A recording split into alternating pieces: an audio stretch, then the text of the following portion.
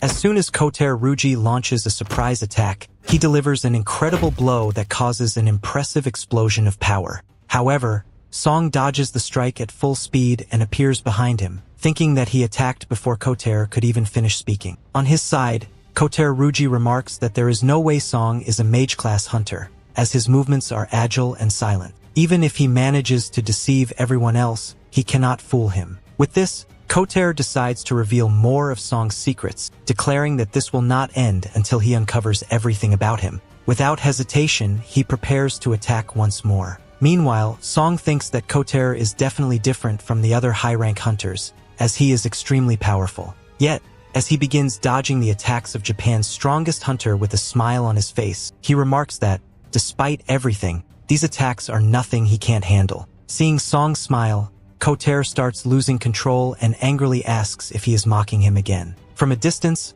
Kotae's teammates debate whether they should intervene, with one commenting that Kotae seems to be taking the fight very seriously. On the Korean hunter's side, Lim Taeg notes that Kotae's strikes are terrifying and too fast to follow with the naked eye. Ma Dong adds that Song is holding his own remarkably well, as there aren't many who can dodge attacks from Japan's top hunter. However, Cha Hae believes that Song isn't just enduring the fight, he is deliberately provoking Kotae into attacking even more. At that moment, Choi returns to the training hall and casually asks if anything interesting happened while he was in the bathroom. As Kotae continues his relentless assault, he wonders how Song manages to evade all of his attacks. Is it just luck? Ultimately, he concludes that if he doesn't use his full strength, he might actually lose to this kid. Changing his strategy, he decides to go all out and declares that he will end Song's life. Immediately, the system alerts Song that someone with an intense thirst for blood is approaching. In an instant, he receives a cut on his cheek. This time, instead of dodging, he stands his ground. A second explosion of energy erupts, and Kotae's shocked expression reveals his disbelief. Song has managed to stop his hand. With a smirk, Song tells him that if he had been even a little slower,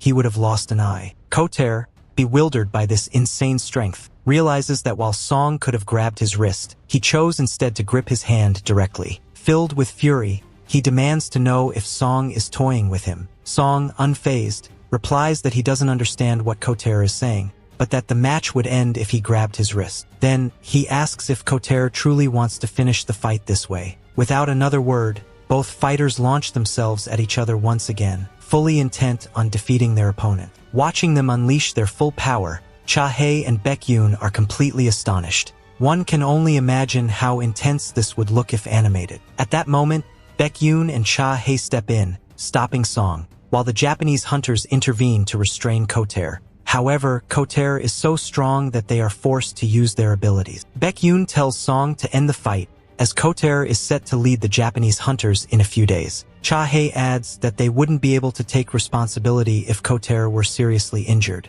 With that, Baekhyun informs the translator that since the fight spiraled out of control, the best course of action is to end the training session. Then, he asks Song if he interfered when he shouldn't have, to which Song replies that it was fine. Ma Dong, with a grin, tells Song that not only did he hold his ground against Kotae Ruji, but he also managed to leave a scratch on his cheek. He then adds that Song has an incredible physique, and since his guild is full of mages, they could use a couple of physical fighters. He proceeds to invite Song to join them. At that moment, from a distance, Choi interjects, stating that Song is a mage-class hunter.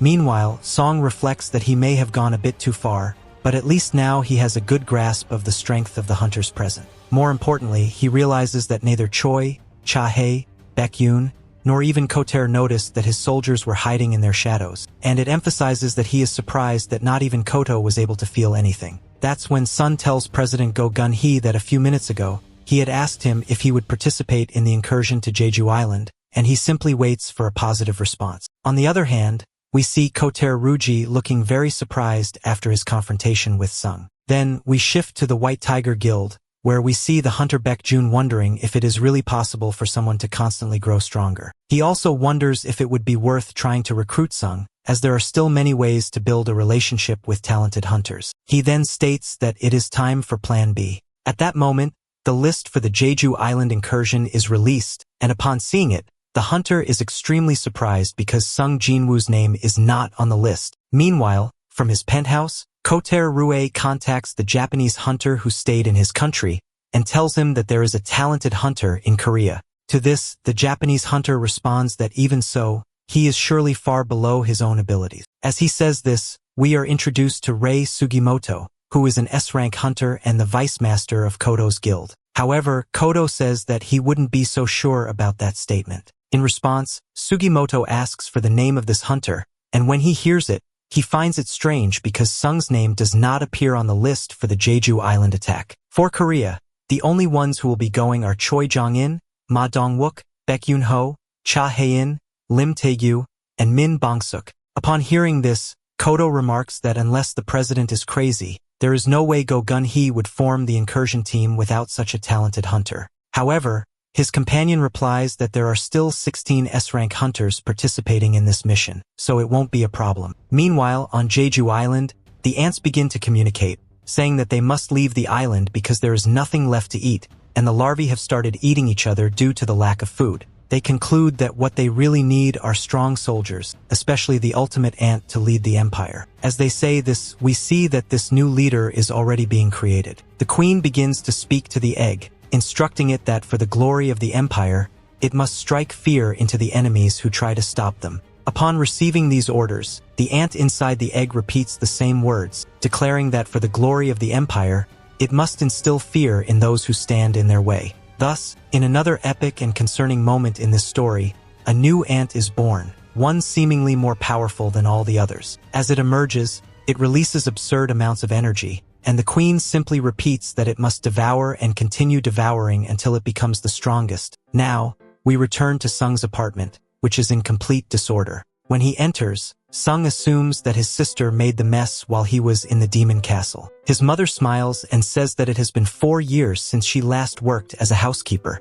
She then asks if they need help, and Sung looks at her and smiles as well. Later, while cleaning the house, Sung's mother asks him if he has heard any new information about his father. He replies that he has not heard anything. Then, he wonders what his mother would say if he told her that he is now a hunter like his father. He also reflects on the reason why she refuses to move out of this old apartment, even though he could now earn more money than she could ever imagine. The truth is, she is still waiting for his father, who disappeared. After these reflections, Sung decides that his mother still needs him, and for that reason, he cannot go to Jeju Island. Meanwhile, on a television program, information about the ants on Jeju Island is being broadcast. They report that the speed at which the ant army is evolving is phenomenal, as new soldiers are constantly emerging to dominate the rest of the army. And so, they learn how they are evolving. Then, showing them an image, they are told that these are from when the ants were in evolutionary phase 1 or 2. In the first phase, they are just ordinary ants crawling on the ground, and the only difference in phase 2 is that they are bigger. But then, in phase 3, they became even more terrifying, as the ant army is now capable of walking vertically, very similar to humans. They also became more agile as their heads became smaller, and they are now able to use their forelegs as hands. Showing a final image, they say it was taken recently, showing an ant that caused some incidents in Japan years ago. These ants have become much more elongated, resembling humans, and now also have wings on their backs. After this news, people on social media start questioning why Sung Jinwoo is not on the list of participants. They begin to criticize him, believing that he didn't join because, now that he is an S-rank hunter, he considers himself superior. As he walks down the street, people stare at him and continue wondering why he isn't going. Then, Sung receives a call from Jin-ho, who tells him that he found an office that could be useful. Sung asks what he means, and the scene immediately changes. Now, we see them together, with Jin-ho explaining that if Sung is going to create a guild,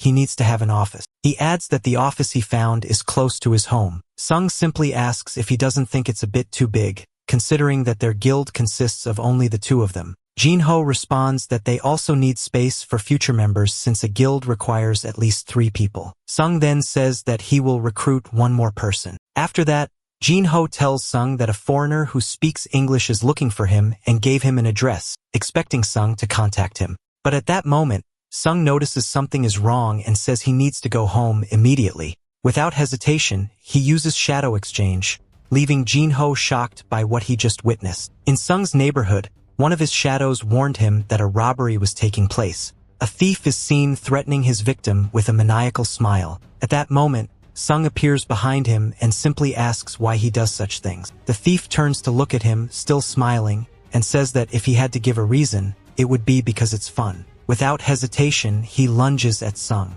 Once he grabs the thief by the shoulder, Sung tells him that when he sees someone much weaker than himself, he feels the urge to bully them. At that moment, Sung appears to grow larger and tells the thief that he now wants him to feel the same fear. With a quick movement, Sung makes 2 cuts on the thief's leg, making him collapse. Sung then tells the girl to go home before it gets any later. Turning to the thief, he warns him to turn himself in before midnight, and that he should take it seriously if he wants to live. He then thinks to himself that if the guy doesn't turn himself in before midnight, he will use one of his shadows to eliminate him. Before leaving, he remarks that he hopes the thief chooses to live, as he's unsure how much patience the orc shadow he left behind will have. The next day, helicopters from Japan and Korea head toward Jeju Island. In one of them, we see Go-To-Ruji holding his phone, trembling uncontrollably. On his hand, we can see the imprint left by Sung, and he wonders if what he felt at that moment was death. He has no choice but to lament, realizing that he has become weak. And so, with the attack on Jeju Island about to begin and the strongest hunters from Japan and Korea at the forefront,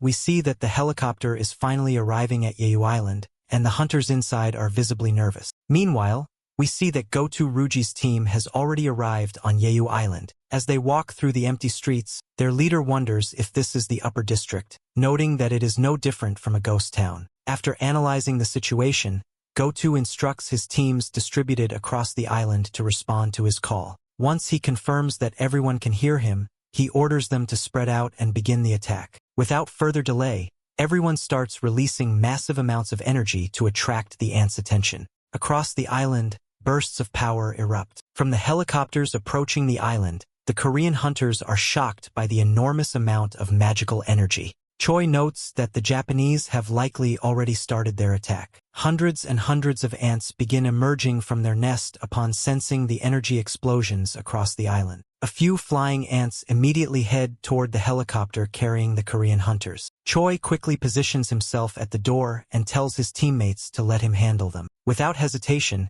he prepares to launch one of his attacks, releasing 3 fire blasts that directly hit the ants, causing a large explosion. Seeing this, another hunter remarks that it was impressive, but Choi replies that it really wasn't. The reason becomes clear. His flames only manage to take down 1 ant, while the others remain airborne. Because of this, Choi tells the pilot that the helicopter will move slightly and instructs him to keep it steady. He then unleashes an even more powerful attack, incinerating the remaining ants. He then informs his companions that the ants have evolved since the last time, as they now appear to have a resistance similar to that of A-rank dungeon monster. With that, Choi jumps out of the helicopter, saying that he wants to see just how strong these creatures have become. And upon seeing them, Tarm wonders if everything will be okay. To which Chihi responds that yes, because after all, his magic is more powerful when facing more than one enemy. As soon as he says this, we see Choi cushioning his fall using his flames, and then, without hesitation for even a second, he makes all the ants there explode. After finishing with them, he tells his teammates that it is now safe to descend. From the helicopter, Madong says that the plan they are following could still turn against them, and they could end up trapped in the ants' cave and perish.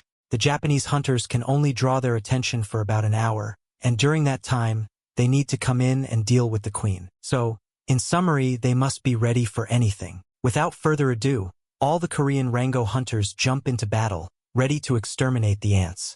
Meanwhile, from another area, Kori and Sugimoto say they will also begin their attack and give the order to activate the electronic blocking waves. Thus, a satellite activates over the island, and we are told that with this, the ants will not be able to receive signals from their queen. The situation on the ground is that Kumamoto is very frightened, while his companion tells him to stay alert for the ants, or else he'll die. At that moment, another hunter asks if they don't think this step will eliminate all the ants before the Korean team can deal with the queen. Another replies that it is possible while asking where Kenten Naka went. She answers that he's playing tag with the ants and going around destroying the flying ants. As usual, he's acting like a child. On the Japanese team, one hunter says he can see fireworks near the entrance to the ant nest. Another tells him that this is probably the work of Cho Yong. We then see that above the ant nest, there's something like a web, and the hunters say they had heard that this place was famous for its beauty, but now it's a complete disaster, just an ant nest. After this, Choi says that the flames above primarily serve to restrict enemy entry,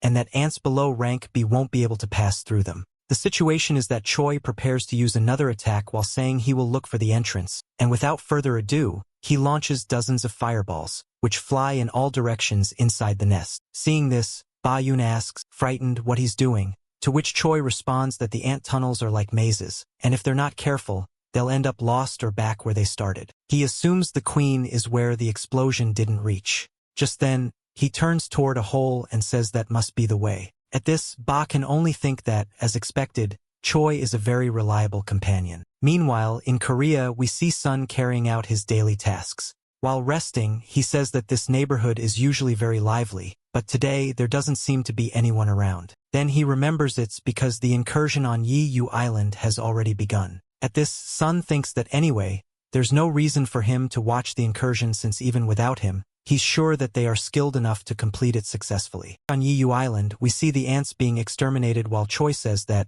apart from a few, all the ants they encountered were the expected ones. Minhyun asks if those are the queen's guards or something, as they seem a bit weak. Then, focusing on another ant, he says its eyes are atrophied, and it was probably ordered to safeguard something specific in that tunnel. To this, Minhyun asks if they really think the queen is there, as there are cases in history where the king abandons his people. To which Bick responds that they're just ants and don't know anything about that. Also, this is an island, and there's no place for them to fly to. The hunters continue walking until they find the pupae chamber. Immediately, they say that this means the queen must be nearby. Seeing this, Choi says that the ants they just defeated must have been guarding the pupae. Without further ado, he raises his hands to burn them all. But Chae tells him to wait, and focusing on one pupa, says it is the largest of all. To this, Minhyun says that can't be a pupa, and if it is, then what the hell came out of it? Baek tells him to forget about it, as they should only focus on finishing off the queen.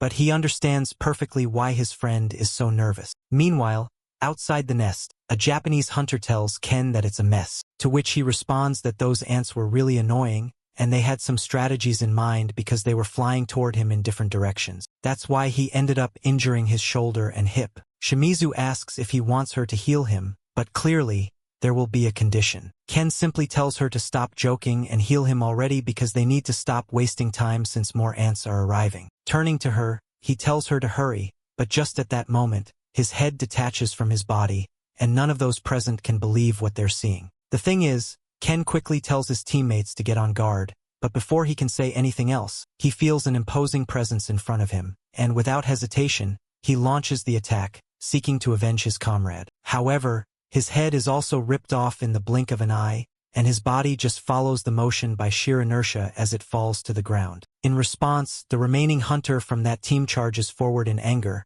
and it seems he at least manages to land a cut. But in the next panel, we see that he too lost his head without being able to do anything. We get a top-down view of 3 Japanese S-rank hunters who were eliminated in a matter of seconds. Meanwhile, inside the nest, the Korean hunters have already encountered the queen's guards. We see Madden preparing to face one of them while saying that all these ants would give the S-rank hunters a hard time, but in the end, a beast is a beast, and compared to hunters who use different tactics, these ants are nothing special. Without further ado, he engages in combat with one of them. However, it seems the ant will be the winner when it lands a fatal blow, but at the last moment, Chae appears above it, stabbing her sword into its head. Then, using her feet, she gives the necessary push to cut it with an impressive movement. As if that weren't enough, she quickly turns around and, with a single, incredible cut, takes down a second ant that was charging at her. She remarks that these ants are a bit more resistant than she expected. Meanwhile, Madden says that the Royal Guard ants are quite different from the normal ones,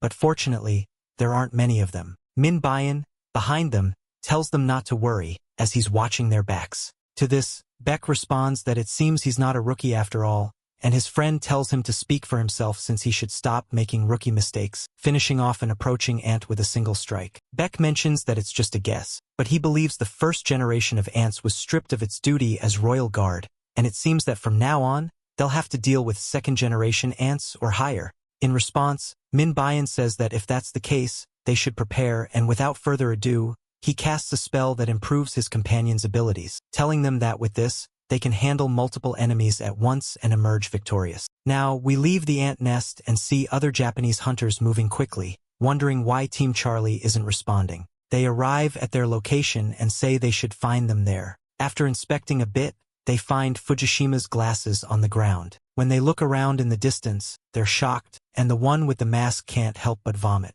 Immediately, his companion asks what's wrong, but he doesn't respond, instead wondering what that awful, putrid smell is, saying he's never smelled anything like it before. Just then, they sense a presence in the trees ahead. Without hesitation, the hunter attacks directly in that direction, causing unmatched destruction, but it seems their enemy is even stronger as it breaks through all the ice barriers and strikes the hunter with a single blow, piercing through the final barrier protecting him. Back in the nest, the Korean hunters say that this took longer than they expected, and Ba Young can only think that Minion powered up Chae too much, as she eliminated twice as many ants in the same amount of time. Chae says she's sensing the queen's scent and that it seems she has the royal guard with her. Ba Young immediately volunteers to check first. Indeed, after advancing a few meters, he encounters the queen ant, which is enormous. He quickly returns to his companions and tells them that the queen is farther back, and there are 8 guards protecting her. In response, Madden says he will handle the queen and asks Chae to take care of the guards. Choi also prepares to fight, saying that normally he would limit his power,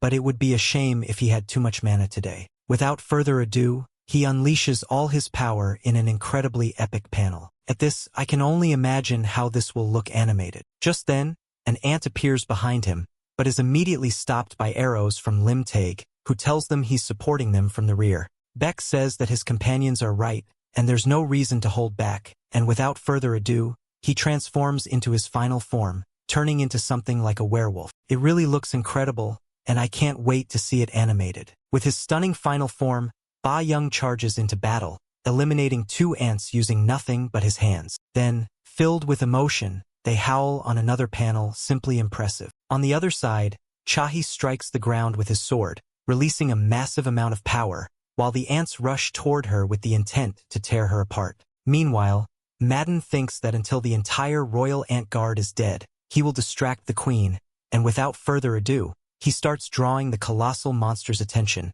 which immediately turns toward him. On the other side, the cameraman's bosses ask if the final battle has started, since the audience has increased by 80%, and they tell him to make sure the camera is closer so people can see better. However, just at that moment, someone grabs him by the neck and pulls him away from danger. It turns out to be Mimbai, who tells him that a rank S boss resides in that place and that no one can guarantee his safety, and that the situation will only get more serious from now on. The situation is that across all of Korea, people are watching TV and learn that Bai Jun has taken out one of the guards. They then say that half of the royal guard has been taken care of, and now only 3 remain. Finally, when they say that now only the queen is left, an old man is heard saying that this is the 4th attempt at an incursion, and that they better succeed this time. So, as they say that now, just like the United States, China, Russia, and France, it seems Korea will finally take its place as one of the countries that was able to clear a rank S portal. As soon as they say this, we see Madden ready to face the queen.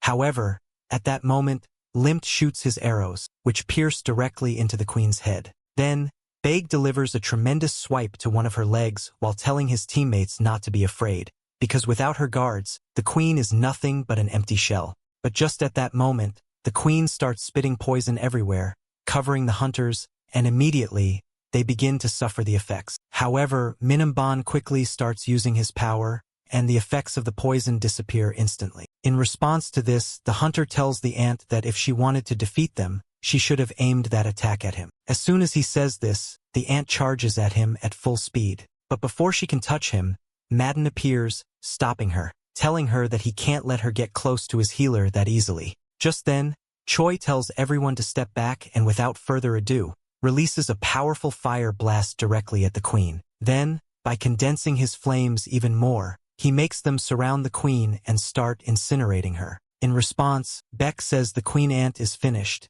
and he can tell this from his long battle experience. Right now, it seems like the queen ant is close to death, and victory is within their grasp. However, in that instant, the ant releases one last burst of power, accompanied by a scream of agony. The hunters can only cover themselves from the wave of power as they wonder what is happening. The one who understands immediately is Beck, who says that this was not an agony scream, but a call for help. Meanwhile, from the Japanese ship, Sugimoto tells Goto that all the ants are returning to the tunnel again because the interference signal is not working. The best hunter in Japan has no choice but to watch as the ants rush back to their nest, wondering what is going on. The case is that inside the nest, Chaha delivers the final blow and cuts off the queen ant's head. As soon as it falls to the ground, he asks his teammates if it's over. In response, Lim takes wonders if they are really one of the 7 countries that managed to clear a rank S portal. But Beck tells him to wait, as something feels wrong. Just then, Madden informs them that all the ants are returning to the tunnel and that they need to hurry and evacuate. The problem is that, at that moment, Choi also notices that something is wrong and tells them that the fire barrier he set up at the entrance to the tunnel was destroyed in seconds. Before he can add anything else, everyone present freezes because they sense an overwhelming presence approaching. Just at that instant, from the darkest darkness, a creature starts to emerge. As it steps into the light, it begins releasing an absurd amount of energy, which is so massive that it starts to leave the nest, and it can be seen from miles away. At that point, Chaha falls to the ground as soon as he smells this new enemy. Without further ado, we have a totally impressive panel of a new ant that looks terrifying and different from the rest. In response, Chaha wonders what this terrifying pressure is and says that this is definitely not an ordinary beast. Meanwhile, the new ant continues to move toward them, and at that moment, we are told that the creature that suddenly appeared before their eyes is an entity that can cause terror just with the sound of its footsteps. Madong feels the same pressure as Chaha and says that they don't have time to stay idle and must hurry to finish off this new enemy. But no matter how much he tries, he cannot move even an inch as the monster passes by him. The case is that after the impressive appearance of the definitive ant, it moves toward the queen's corpse, ignoring the other hunters. Seeing it standing there without doing anything, they wonder if it really walked straight to the queen and ignored them. However, just at that moment, the ant releases a tremendous scream that makes everyone fall to the ground, completely overwhelmed by its power. And without further ado, he turns to look at them, his anger reflected in his gaze. However, the only one who didn't fall to the ground was Chihi, who remained standing, attentive to all their movements. But before she can even react, the ant appears behind her at full speed and, without hesitation, lands a brutal blow to the hunter's side. She is sent flying several meters after receiving the tremendous impact and ends up violently crashing into a wall. Seeing this, Madden tries to run to help her. But before he can take a step, the ant appears behind him as well. Although he tries to shield himself from the blow, the impact is so strong that it completely shatters his shield and also breaks his arm. When the hunter attempts to counterattack with the weapon in his other hand, the ant stops it effortlessly and rips it from his grasp, leaving him out of the fight. In another panel, beyond the epic moment, the new ant turns around after ripping off both of Madden's arms. Seeing this, Bayoon decides to go on the offensive too. However, as soon as he takes a step, the ant rushes by his side and lands several massive cuts on him. Choi also tries to help his teammates, but like the others, he is struck by the ant before he can use his abilities. At that moment, Lim Take appears behind the ant, ready to shoot with his bow while thinking that at this distance, there's no way he will miss. Without further ado, he releases the arrow with determination reflected in his gaze. However, the ant also stops this attack using nothing but its hands, then appears in front of the hunter in the blink of an eye, knocking him out with a single blow. Just at that moment, the ant is intercepted by someone returning to the fight. Madden says that even if his arms are cut off, it won't be a problem for him as long as he has the healer, Mimbong. We see that indeed, his arms have grown back and he's ready to return to combat. Mimbong, on the other hand, thinks that all of this is possible because of his camouflage protection ability, which allows him to maintain a low profile and hide his presence completely. However, for the ability to work, he can't move. Meanwhile, Madden goes on the attack again, thinking that even if the ant wants to eliminate him, it doesn't know where he is, and as long as his team receives his healing, they won't lose easily. The ant grabs Madden by the feet and starts slamming him into the ground repeatedly. As the hunter takes damage without stopping, Minion does his best to heal him. The problem here is that, at that moment, the ant seems to turn to look at him, and the hunter says that with his camouflage activated, it shouldn't know where he is. However, just then, its leg pierces through Madden's torso, and from the ground, Bayoon can do nothing but watch helplessly as his friend is eliminated. As soon as Madden is pierced, surprise is reflected on Min Dayoung's face, and it's the last time we see his face, as the ant rips his head off in one bite. Seeing this, no one present can believe it, In response, Baekjun decides to attack to avenge his friend, but before he can get close to the ant, it stops him by grabbing him by the neck. At this moment, we are explained that consuming the prey is not the only thing this monster does. By eating it, it also steals its power and knowledge. Without further ado, the ant asks who their king is, and Baekjun can only ask what it means. At that moment, something else catches the ant's attention, and it says it can feel that someone strong is outside. Without hesitation, it darts toward that direction at full speed. Baekjun falls to the ground, in very bad condition, wondering if the ant is going after Gotu Riwi. But before he can think any further, something else grabs his attention. Dozens of ants are beginning to return to the nest, and they will likely attack. By the way, once we reach 10,000 likes, the next part of this video will be uploaded. After the tremendous beating the new ant gives the Korean hunters, we switch to Gotu's team, who is running through the forest at full speed. While doing so, one of the hunters says it's strange that they've lost contact with Team Charlie and Delta. Gotu says that there must be a problem with the signals since there's no other reason for them to cut off communication and decides to call Team B to check if they're okay. Immediately, Team B responds, telling him that they couldn't contact the other two teams either. But just at that moment, surprise appears on their faces as, no matter how much they call through the earpiece, no one answers. They silently observe the corpses of their teammates. Finally, when Gotu answers, he simply says that they've suffered some casualties. The person on the other side of the earpiece tells him that it seems like they've lost some team members while trying to help the Koreans, and Gotu replies that it's true, but those guys were just weak and they don't need to worry about it. In response, his superior tells him to let out the cold man, as that's all they need. After this, Gotu says that the interference signals failed, and all the ants ran back to the queen, expressing some concern about what this could cause. And with this, his boss asks him what the possibilities are for the Korean team to survive. Gotu responds that after testing the strength of the team that is on the mission, he is sure they have a 0% chance of surviving. Upon hearing this, the boss says that they can then claim the Japanese did everything possible to help, but due to the loss of the Korean team, they were forced to retreat, and that their final objective, which was the annihilation of the S-rank hunters from Korea, was successful. He then orders everyone to retreat at once. The thing is, Gotu tells his companions that it's time to withdraw, and that they can recover their fallen comrades later. But just then, he is forced to defend himself from a sudden attack that decapitates one of his teammates. At this, Gotu realizes that this ant is not like the others, so he tells his remaining teammate to leave it to him and hurry to join Team Bravo. Without further delay, he focuses on his enemy and tells it that it is emitting a very fearsome aura. Upon hearing this, the ant merely looks at him while holding his teammate's head in its hands and asks if he is the king. Gotu, full of confidence, replies that indeed he is the king, while aiming his weapon at it. At that moment, the ant begins to release its energy again, and upon feeling its power, Gotu wonders what that immense pressure is. He then says that he has felt that feeling before and wonders if it was during his fight with Sunong. But before he can think further, his sword is cut in half, and his head falls to the ground,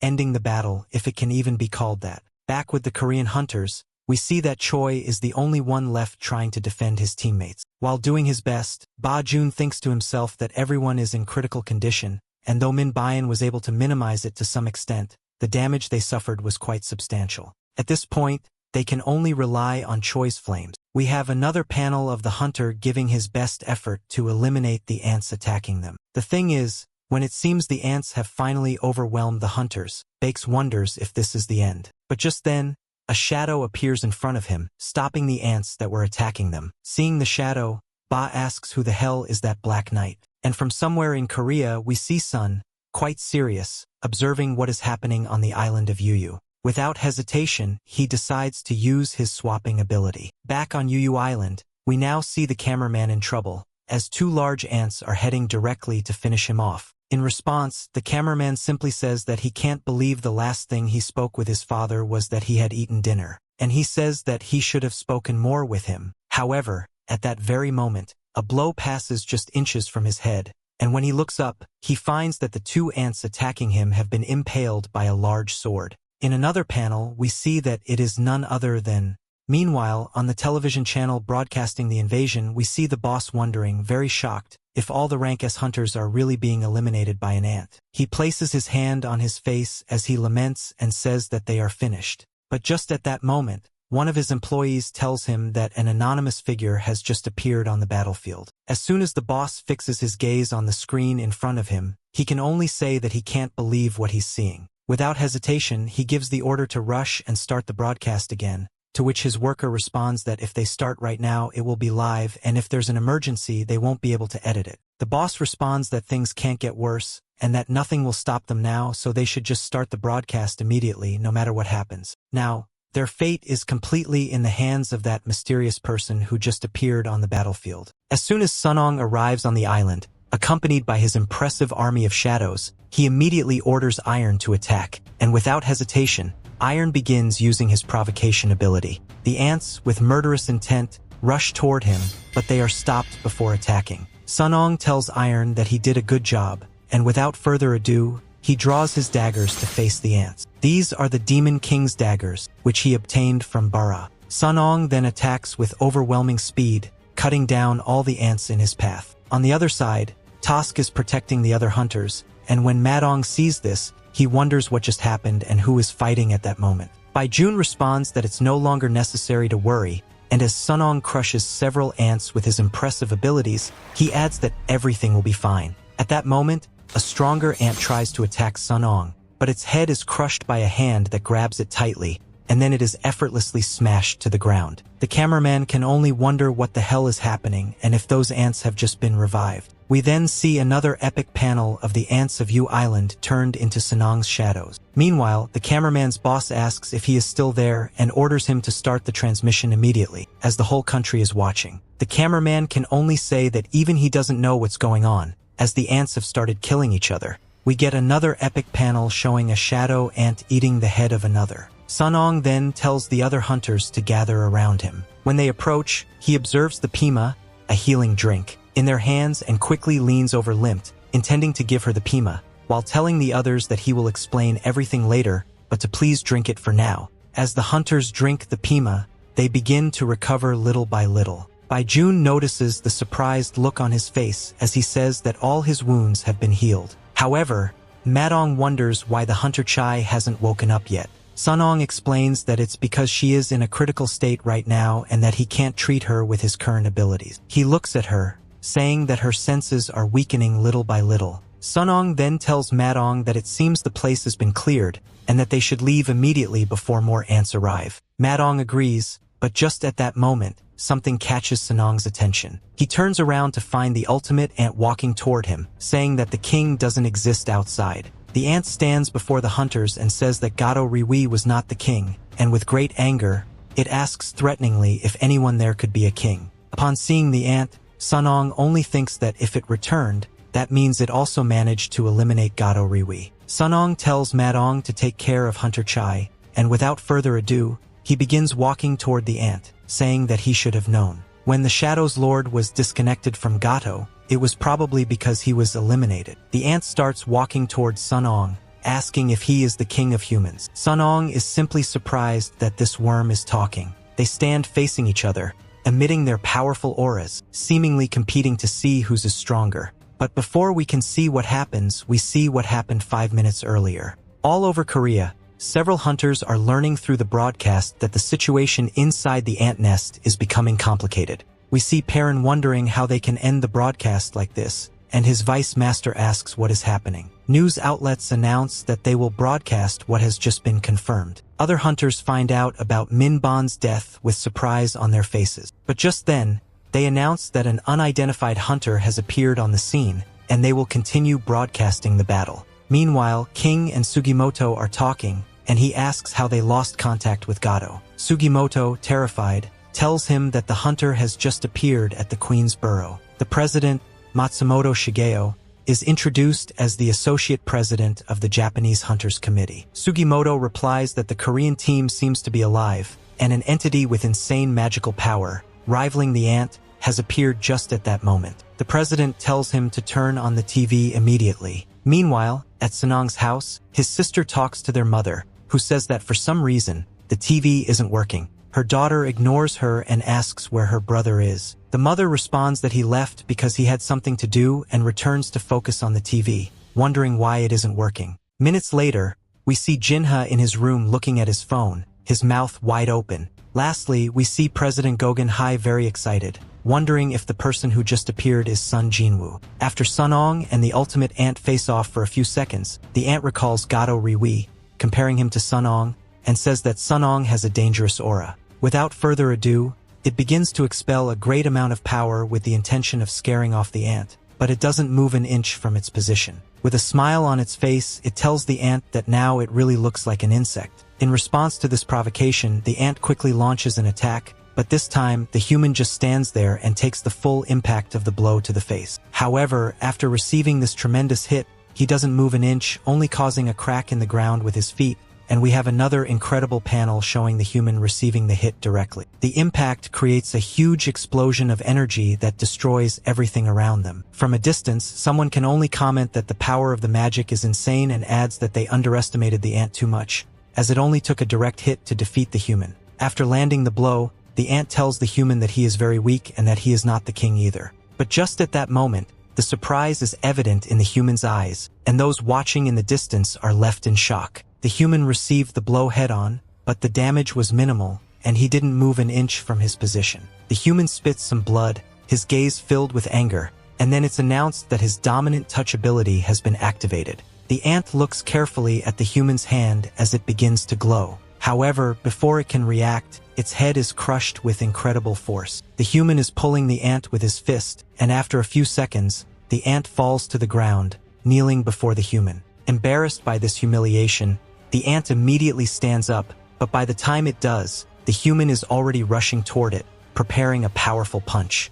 Without hesitation, the human delivers a tremendous punch that breaks part of the ant's skull. Upon receiving it, the ant is sent flying and crashes into the walls of its nest, causing a colossal explosion. Seeing this, one of the onlookers asks the others if they are completely sure the human is a magic-type hunter. They reply that even they can hardly believe it. On the other side, the ant charges back into the fight even angrier. Seeing this, the human comments that it's quite resilient, wondering if it's because of its exoskeleton, and prepares to continue fighting, saying that it's hindering it. At that moment, the ant appears before him, ready to strike, and the human simply raises his arm to block the attack. Once again, the ground around them shatters from the impact's power. The human then delivers another incredible punch, but this time to the ant's side. However, the ant counters this blow with a precise punch to the human's face. In another remarkable moment of this epic battle, both the human and the ant strike each other in the head at the same time. Neither of them moves an inch. At this point, someone nearby comments that the pressure in the area is overwhelming, and even someone of his rank can't withstand it. He says that the sheer force of their magic is starting to make him lose consciousness. Meanwhile, the ant's armor begins to crack, and it wonders if it's losing a battle of strength. In another panel, the ant is shown seriously affected, questioning what's happening and the identity of the human. At the same time, the human is preparing to deliver another of his impressive blows. Once again, both the human and the ant face each other, determination reflected in their eyes. Without further ado, both launch another blow that meets halfway, and this time, both are sent flying back a few meters after clashing with all their strength. The ant wonders if the human broke its armor with that strike, declaring that it's impossible for such a simple human to have done that. But before it can think any further, the human appears before it in the blink of an eye and delivers another powerful punch to the damaged area of the ant's armor. After receiving the blow, the ant once again kneels on the ground. In response, the ant attacks by shooting its sharp tongue at incredible speed, but the human dodges to the side, only receiving a small cut on his cheek. With no choice but to retreat a little, the human now has to kneel on the ground himself, wondering if the sensation he's feeling is poison as it begins to spread throughout his body. At this point, the ant explains that the poison it just used came from a sea snail and that it paralyzes its enemies. It also explains that it is one of the deadliest poisons nature produces on its own, and this, combined with the magic inside his body, turns him into a powerful poison. The assassin ant starts walking towards Sun, who is kneeling, telling him it is unfortunate. Without hesitation, it delivers the final blow, telling him to die already, while we only see Sun's head tilted, waiting to receive the hit. But just at the last moment, Sun stops the attack and quickly stands up to land a clean, direct punch to the face. Once again, the ant is sent flying and crashes violently into a wall. While the ant tries to recover from the dizziness, the system informs Sun that the poison has been neutralized. Sun thinks it's probably because his perception stats have been improved, allowing him to sense the ant's feelings. He realizes the ant is now nervous, but so is he. We get a panel of the hunter, Chae, suggesting that she is worried about him. Sun says he needs to finish this as quickly as possible. Without further ado, he speeds toward the ant and, in an instant, is in front of it, preparing an impressive kick. However, after landing the blow, he realizes the ant is no longer there. From a distance, Choi and Beck also wonder where it went. We then see the ant flying over Sun, staring at him. After thinking for a moment, the ant concludes that the poison doesn't work and that a strength contest would be a waste of time. If its strength lies in its physical power, it doesn't need to match it because its advantage is in speed. Without hesitation, it prepares to fight again, extending its terrifying claws while thinking it will reduce the size it had gained and focus everything on agility. Then, becoming even more serious, it says the warm-up is over. In another impressive panel, the ant rises above Sun, ready for the final round. The ant is the first to attack, but before it can strike, Sun disappears in front of its eyes and appears beside it in a second, ready to land the final blow. However, the ant manages to hit first with its dagger, then a second strike comes from below. Using its overwhelming strength, it sends Sun flying with a violent push. Sun quickly stops his fall and uses the wall to propel himself back toward the ant in an explosion of power. We then get another epic moment in this battle, where we see Sun and the ant rush toward each other in fury, their eyes burning with rage. As soon as they meet, they move at lightning speed through the nest, exchanging hundreds of blows. The ant can't help but think that Sun not only matches its speed but is even faster. As they continue moving at full speed, the ant wonders how this is possible. On his side, Sun thinks the ant may equal or even surpass the Demon King's level, but either way, he now has a better weapon and has become stronger. He adds that, without a doubt, its exoskeleton has broken significantly and that it's better to finish this once and for all. Without more hesitation, Sun performs several cuts with impressive speed, trying to break through the ant's defenses. As soon as he finds the perfect moment, he launches his attack while activating his critical attack ability. He delivers a series of powerful blows directly to the ant. At that moment, the system informs Sun that his critical attack skill has been enhanced into its final form, the critical attack chain. But just then, the ant starts running away, and Sun can't think about it anymore. However, he just turns around and asks, "Where do you think you're going?" In the blink of an eye, he appears at its side, using his critical attack chain ability to slash the ant from all directions. Seeing how this new ability works, Sun thinks it's not bad and proceeds to use it repeatedly, cutting the enemy in a frenzy, pushing it to its limit little by little. With one final quick attack, he manages to sever its arm. The ant wonders if it's not superior to this human, but then it says there's something it is superior in and starts screaming in a terrifying way. Suddenly, behind it appears a massive and menacing army of ants. However, upon seeing this, Sun simply smiles, and the ant looks at him very surprised. At that moment, Sun says the word his enemies hate to hear,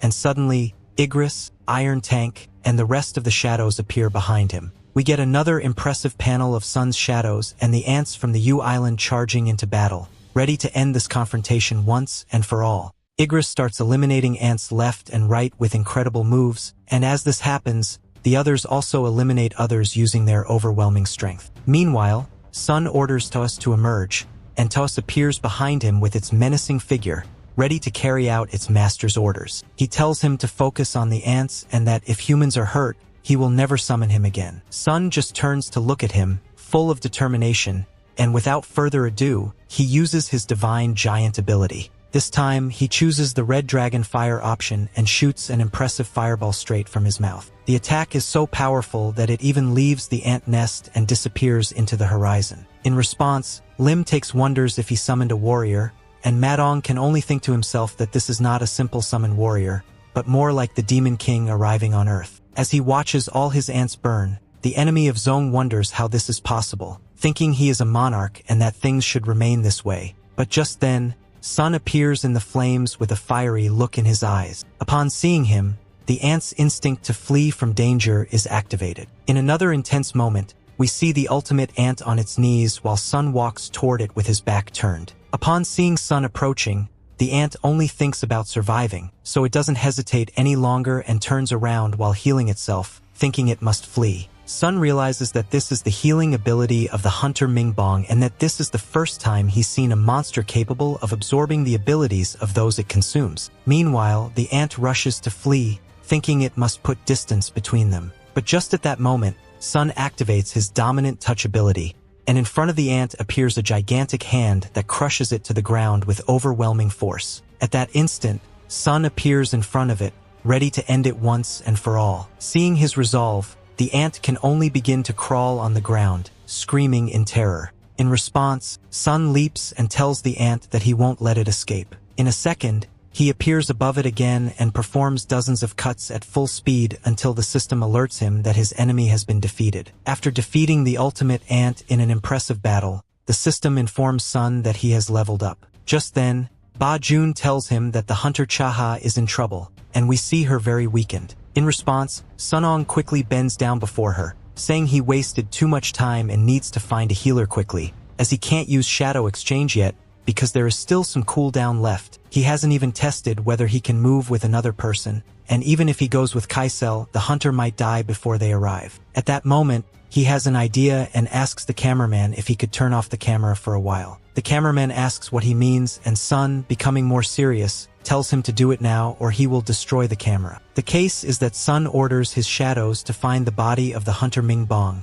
and one of Tusk's guards takes it. Upon seeing the body, Sun says that its head was eaten and wonders if his idea will work. At that moment, the system informs him that it is possible to summon a shadow with this body. Filled with determination, Sun tells Mingbong to rise, and without further ado, the shadows begin to swirl around the fallen hunter. But after a few seconds, the system informs him that the summoning has failed. Without hesitation, Sun tries again, but once more it fails. Sun thinks that with his current summoning level, this should be something simple and that Mingbong must have a strong will to not be summoned. It's almost as if he's telling him that summoning a person's shadow is an evil act. At that point, Iron looks at him from behind, confused, as he was a person too. However, Sunong convinces himself, saying that the living have more importance. He makes one final attempt to summon the shadow he needs, but just then, Ba Jun calls his attention and asks what the hell he's doing with Mingbong's body. In that moment, he realizes and says that the true nature of Sun's ability is the power of the dead. As soon as he says this, the shadow of Mingbong materializes in front of them. Meanwhile, Choi can't believe that Sun's power is to use the powers of the dead. Madong just says that this proves he is not an ordinary summoner. The shadow of Mingbong immediately places itself in front of Chaha and starts healing her urgently without waiting a second. Seeing this, Beck can only wonder if Mingbong is really healing the hunter Chaha.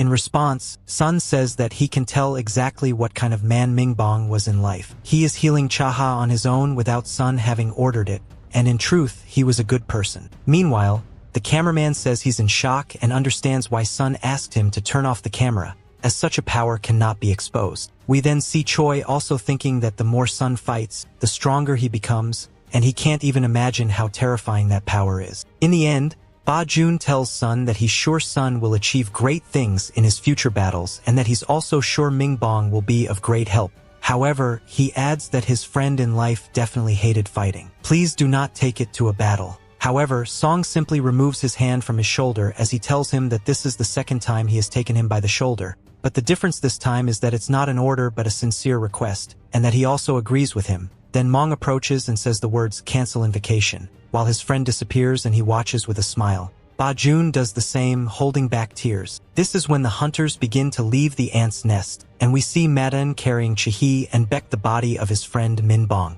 Before getting on the helicopter, Song says he will stay a little longer because there is still something he must do. Beck just says he understands, since this isn't completely over yet. We see several flying ants in the sky, and Song says he will clear the way and deal with the rest of the monsters before returning. Without saying more, he mounts his dragon while telling them he'll meet them later, then flies off at full speed. Ready to finish this problem. In a flash, he flies between the flying ants, crushing them into pieces. After that, we see how Song's shadows handle the rest of the ants, and then his mages incinerate the remaining pupae. As this happens, Song thinks that he even gains experience by eliminating ants that haven't even been born yet, and that's quite convenient. He analyzes his inventory and says he should organize it. But at that moment, he sees a weapon he had forgotten about. Without thinking, he takes out the bara sword, saying he had completely forgotten about it. He quickly begins spinning it in his hand, then releases an impressive blow that sends a large amount of lightning all around. Seeing its effect, Song says it's too good to let it rust in storage and that he should deal with the remaining eggs with it.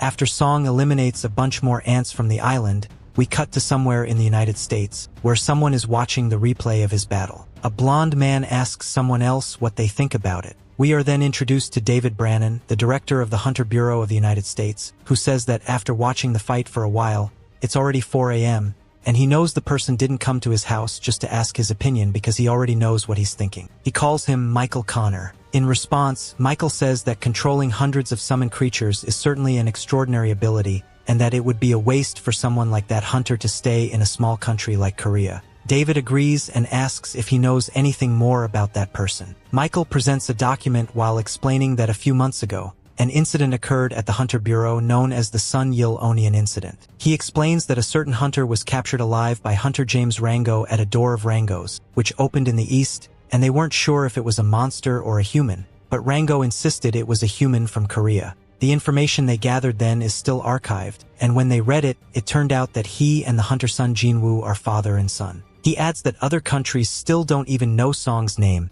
and this is a great opportunity for them. David responds that this is different from the incident with Dongsu and that Korea has been an ally of the United States for many years, and taking another hunter from Rango's group could affect their alliance. However, Michael asks if David doesn't think it's worth the risk. David then asks if Michael believes it can be done, to which Michael replies that they can only try. Back with Song, we see he has reached level 100. Without hesitation, he approaches the ant's corpse and says that the aura of this one is even more chaotic. Without saying more, he gives the order to rise. As soon as he does, everything around him turns black, and our protagonist can do nothing but wonder what this darkness is as he looks around, confused. After a few seconds, everything returns to normal. However, a shadow slowly rises behind Song, and immediately the system announces that the extraction of the shadow was successful. The eyes of the ant open, but now under Song's control. He simply turns to look at his new shadow, satisfied,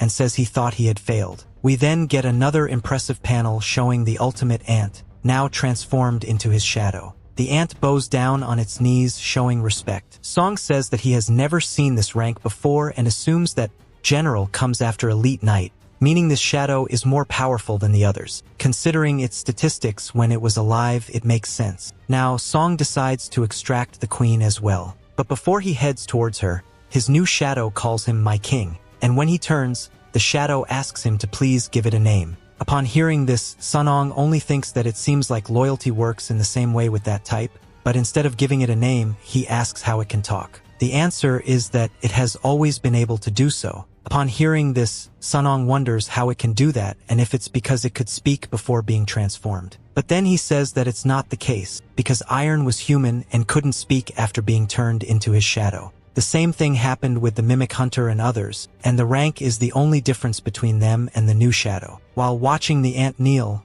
Sun thinks that maybe the others can also speak if they level up. However, instead of giving it a name, Sun tells it that he was the one who finished it off and asks if it still wants to be obedient and follow him. It responds that it is not dead because it was reborn by the powers of its master and that, for this reason, happiness overflows within it, and it will always follow him. Once again, it calls him my lord while bowing even deeper, then asks again for a name. Upon hearing this, Sun starts thinking about what to name it and decides it should be a name that distinguishes it from other ants. Without further hesitation, he names his new ant Beru. Upon hearing its new name, Beru thanks him with its head bowed. Later, after extracting the shadow of Beru, the final ant, Sun says he will do the same with the queen. Without hesitation, he orders the colossal monster to rise, and it immediately appears before him, ready to obey. However, as soon as it appears, something strange begins happening with the rest of Sun's shadow ants, and he immediately realizes the connection with them has weakened. He then decides to ask Beru what is happening,